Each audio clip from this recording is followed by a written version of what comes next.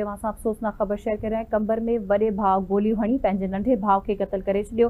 बरकत शाह मोहल्ले में पैसनि जी ॾेती लेती तां वाक़ियो पेश आयो। वॾे भाउ अज़हर अली पिस्टल जा फायर करे निंड सुतल नंढे भाउ वज़ीर अली गोपांग खे क़त्ल करे छॾियो। वाक़िए जी इतला ते पुलिस पहुची जवाबदार खे गिरफ़्तार करे वरितो। जांच जारी। कंबर में वॾे भाउ गोलियूं हणी पंहिंजे नंढे भाउ खे क़त्ल करे छॾियो आहे। तफ़सील मालूम कंदासीं आवाज़ न्यूज़ रिपोर्टर हाकिम ख़ासकेली खां। जी हाकिम, वधीक छा तफ़सील आहिनि वाक़िए जे हवाले सां? जी बिल्कुल, कंबर शहर जे बरकत शाह महले में पैसनि जी ॾेती लेती तां वॾे भाउ जेको आहे उहो निंड में सुतल पंहिंजे नंढे भाउ खे 22 सालनि जो जेको नंढो भाउ आहे जो उन खे वज़ीर अली उर्फ राशिद गोपांग खे जो आहे त पिस्टल जा फायर करे क़त्ल करे छॾियो आहे।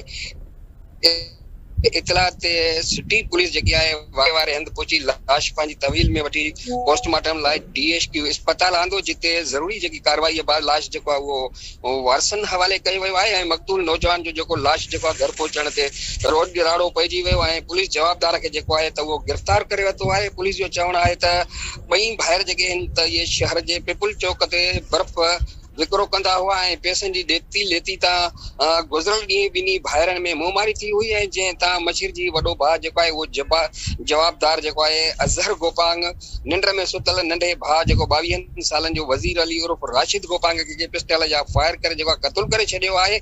पुलिस जवाबदार खे जेको आहे उहा गिरफ़्तार करे वधीक जेकी आहे जांच करे रही आहे ऐं ॿुधाए पियो वञे त जवाबदार अज़हर गोपांग